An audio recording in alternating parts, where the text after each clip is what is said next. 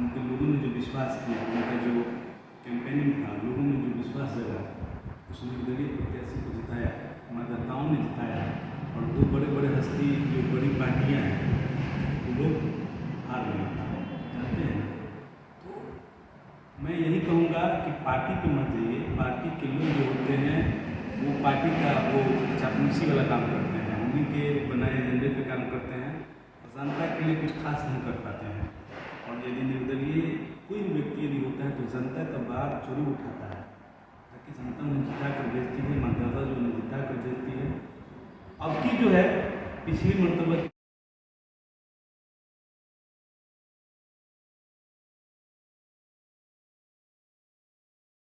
बात तमाम जनता सनातन के हम उज्ज्वल निर्मल भोजपुरिया माटी न्यूज चैनल से आज सारण जिला के वैसठ एमएलसी प्रत्याशी के साथ थोड़ा सा रूबरू करा रहा बनी कि जो अभी वर्तमान में ही सारण जिला से उन्होंने नामांकन कराया। नामांकन करने के बाद उनको नामांकन का चिन्ह भी मिल चुका है और लगातार पूरे छपरा, सिवान, गोपालगंज और पांचों जिला में विजिट कर रहे हैं, जनता के पास जा रहे हैं, जिनको वोट देने का अधिकार है उनसे बिल्कुल मिल रहे हैं और अपनी मतों को, अपने विचारों को पहुंचा रहे हैं मतदाताओं के पास कि आखिर इनका क्या एजेंडा है। इनसे मैं बातचीत करने जा रहा हूँ जो हमारे सारण जिले के ही नगरा प्रखंड के खैरा पंचायत के ही हैं, जिनका नाम है साजिद आलम जी। इनसे मैं बातचीत करने जा रहा हूँ। स्वागत है सर। साजिद जी, आपने पहला चुनाव का रणनीति बनाया है और एमएलसी जो कि पूरे छपरा, सिवान, गोपालगंज 5 जिले का जो एक बेहतर चुनाव है और एक पढ़े लिखे का चुनाव है, ये खुद टॉप चुनाव होता है।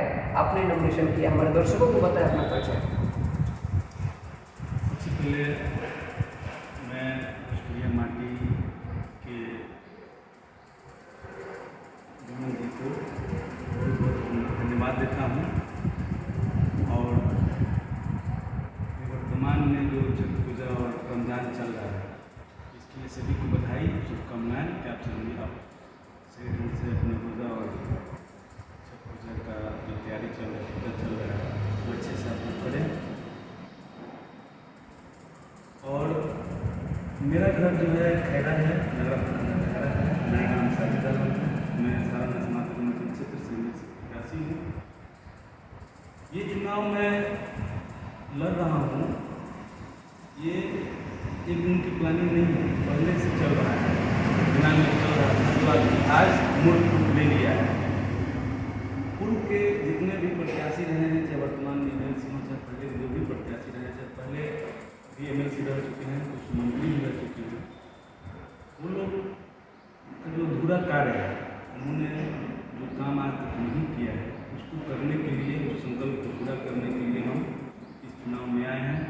मेरी जो तैयारी है कोई खास नहीं है, मगर मैं सभी जिला का, 5 जिला का मैं भ्रमण कर चुका हूँ, सभी लोगों से मिला हूँ, बहुत अच्छा रिस्पॉन्स मिल रहा है, सभी लोग बहुत प्यार दे रहे हैं, सम्मान दे रहे हैं और मेरे पक्ष में वोट करने का भी लोग मन बना रहा है, क्योंकि मैं युवा हूँ और आप जैसे कि आप सभी जानते हैं कि युवा जो होता है परिवर्तनकारी होता है, उनमें कार्य करने की क्षमता ज़्यादा होती है। इसलिए लोग पुराने चेहरों को देख देख के उब चुके हैं, अब उनसे मन भर गया है, इसलिए सभी लोग अब हम पे विश्वास करेंगे और मैं आप सभी को आश्वस्त करता हूँ कि मैं आप सभी के बीच हमेशा पूरी मजबूती के साथ रहूँगा और सेवा भावना से। और मेरा एक ही उद्देश्य है कि मैं लोगों को अपने द्वारा अधिक से अधिक मैं सेवा कर सकूँ, लोगों की तकलीफों को दूर कर सकूँ, एक नया नेतृत्व मिले। लोग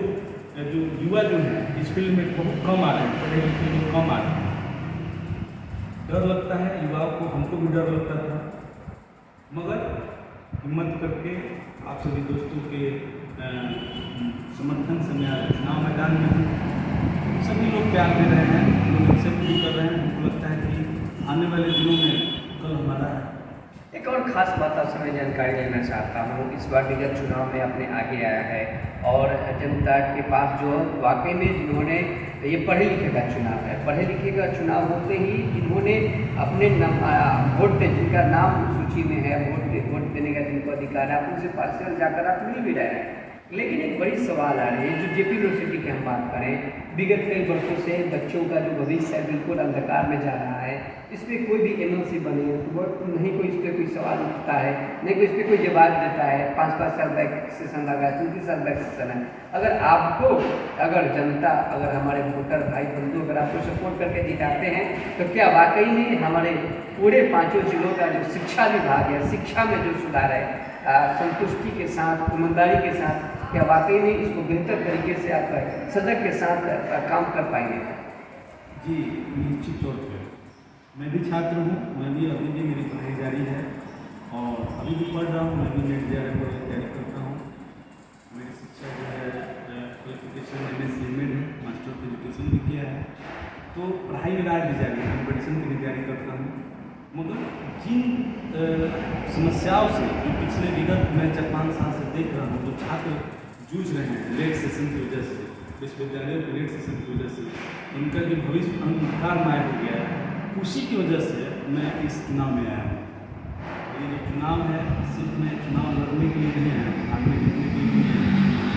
छात्रों को, विद्यार्थियों को, शिक्षकों के सम्मान के लिए, स्नातकों के सम्मान के लिए मैं काम करना चाहता हूँ, उसके लिए आया हूँ। यही मेरा सबसे बड़ा उद्देश्य है कि लोग सही दिशा में काम करें, सही ढंग से उनकी समस्या को हम दूर कर सकें। बहुत समस्या है, उनको हम अपने स्तर से प्रयास करेंगे कि उनकी समस्या का समाधान हो। और सबसे पहली बात है कि जो विश्वविद्यालय का जो लेट सेशन है उसको हम लोग अपडेट करने के लिए, नियमित करने के लिए बड़े अभियान लगाएंगे जहाँ तक हम लोग उसको करेंगे और हर हाल में कराएंगे। ये नहीं है कि हम चुनाव जीतेंगे तब ही मैं उसके लिए प्रयास करूँगा, नहीं। मैं खुद का अपना स्नातक अधिकार मंच है, उसके बैनर पर भी हम लोग लगातार काम कर रहे हैं और होगा निश्चित तौर पर हम लोग का सेशन जो है अपडेट होगा, नियमित होगा, ये आश्वस्त रहिए।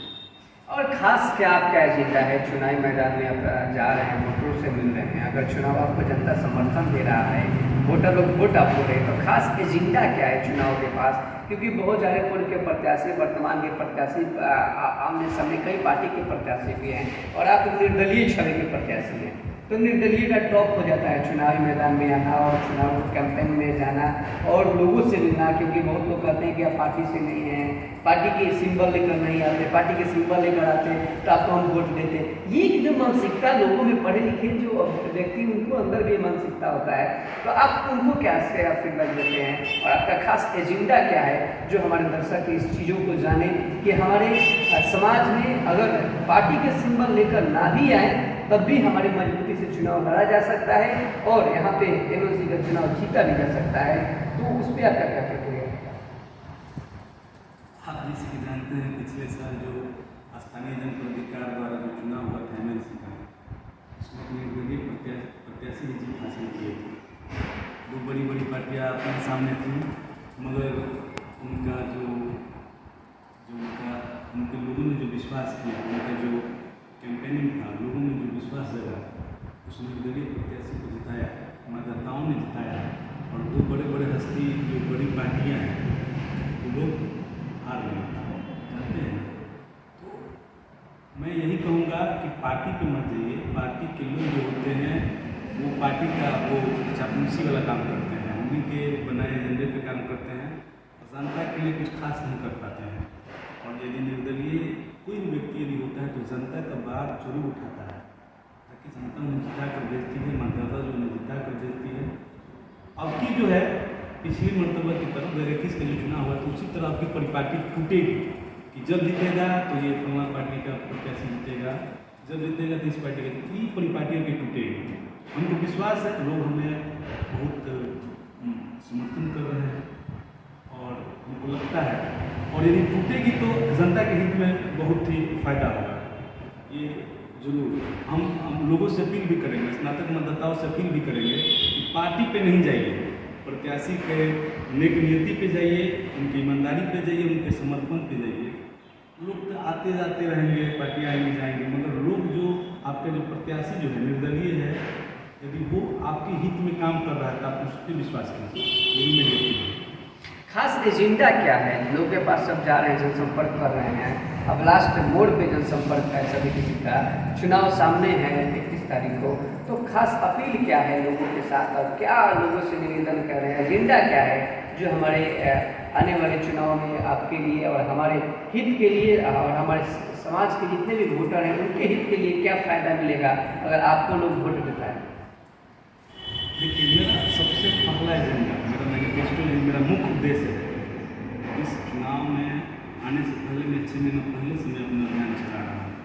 मेरा मुख्य उद्देश्य है बिहार के हर एक जिले में, यूँ कहिए कि मेरे ये स्नातक क्षेत्र जो 5 जिला है इसके अंतर्गत मैं स्नातक भवन का निर्माण कराऊंगा, ताकि हमारे बच्चे पढ़ रहे हैं, चाहे जो पढ़ लिए हैं या आने वाली नस्लें उससे प्रेरणा लेकर आगे अपना पढ़ाई जारी रखें, शिक्षा प्राप्त करें। स्नातक भवन के निर्माण से हमारे बच्चों को बहुत फायदा होगा। वो स्नातक भवन मल्टीपर्पज़ होगा, वहाँ पे काउंसलिंग, छात्रों को काउंसलिंग किया जाएगा ताकि सही दिशा में अपनी पढ़ाई जारी कर सकें और अपना नौकरी प्राप्त करें। बहुत सारे बच्चे, गाँव के बच्चे जो होते हैं दिशा भटक जाते हैं, कभी इस परीक्षा की तैयारी, कभी उस परीक्षा की तैयारी, ये सब दिक्कतें हैं। और स्नातक भवन एक होगा, एक सम्मान की जगह होगी जहाँ पे स्नातक लोग जाकर, जो हमारे बुजुर्ग हैं चाहे जो युवा हैं, वहाँ जाकर बैठ कर अपने लिए अपने बातों पे, अपने कामों की बात करेंगे, बैठ के अपना मीटिंग करेंगे, अपना मुद्दों का हल निकालेंगे। वहाँ पे बहुत सारे काम होंगे, लाइब्रेरी भी होगी, कंप्यूटर हॉल भी होगा, तो प्रेस कॉन्फ्रेंस करने की भी सुविधा होगी, ताकि लोग वहाँ पे जाए तो ऐसा लगे कि मैं शिक्षित हूँ, मेरे सम्मान ये जगह का निर्माण हो रहा है। और आने वाली जो पीढ़ियाँ हैं वो उस स्नातक भवन से लोग शिक्षा लें, उससे प्रेरणा लें कि मैं भी पढ़ूंगा तो मुझे भी वहाँ बैठने को मिलेगा। तो वो प्रेरणा स्थल होगा, स्नातक भवन प्रेरणा स्थल होगा। और बहुत सारे काम भी होंगे वहाँ पर, लाइब्रेरी होंगी, बच्चे युवा हैं, वहाँ कॉम्पिटिशन की भी तैयारी होंगी,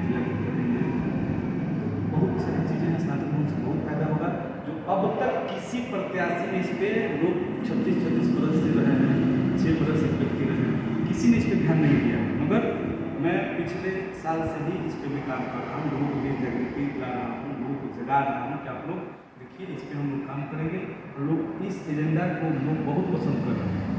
और अन्य प्रत्याशी लोग भी अपने संकल्प में, मेरी वैचारिक जीत हो चुकी है, मत से जीतूं या ना जीतूं, पर मेरी वैचारिक जीत हो चुकी है। इसलिए हो चुकी है कि मैं जिस एजेंडे को, जिस उद्देश्य को लेकर मैं चला था, उसको अन्य प्रत्याशियों ने भी अपने संकल्प में उसको शामिल कर लिया है। यही बात है। दूसरी चीज़ है, आप जिसे जानते हैं कि मैं एमएलसी प्रत्याशी हूँ स्नातक निर्वाचन क्षेत्र से। मेरा क्रमांक 8 है, 8 क्रमांक पर मेरा नाम साजिद आलम, 8 क्रमांक है मेरा। इस नाम के आगे जो है, जो खाली स्पेस रहेगा उस पर लकीर एक पार कर हमको अपना प्रथम मर्यादा का वोट जरूर दीजिए।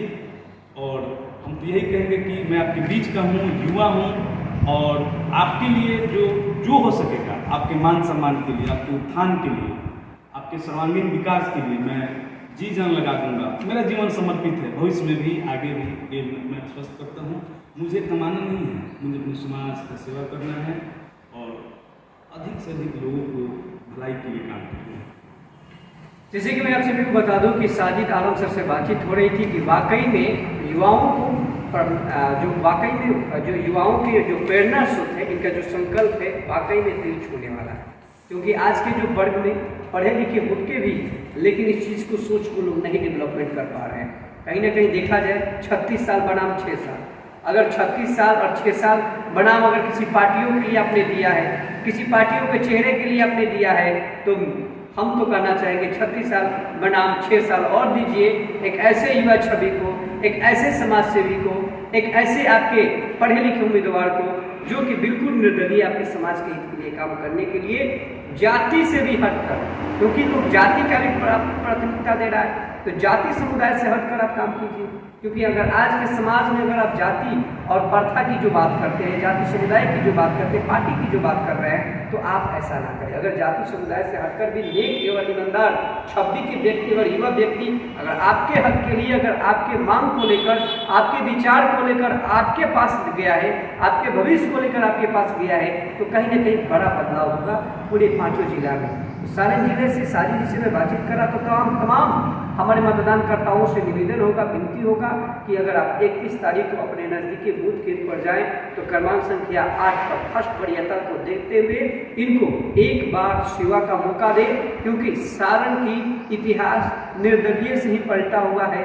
तो हम तो चाहेंगे कि इतिहास फिर ये दोबारा पलट जाए और इनका जो संकल्प है पूरे समाज को लेकर और पूरे शिक्षा विगत को लेकर इनका सोच है बड़ा बदलाव करने के लिए। तो आप सभी फिर से 8 नंबर क्रमांक पर साजिद आलम को पहला वरीयता का वोट दें और सपोर्ट करें, वोट करें और अपने संस्कृति और अपनी शिक्षा और अपनी मजबूती के साथ आगे बढ़ें। तो जय हिंद, जय भारत, निर्मल के साथ स्वस्थ रहें।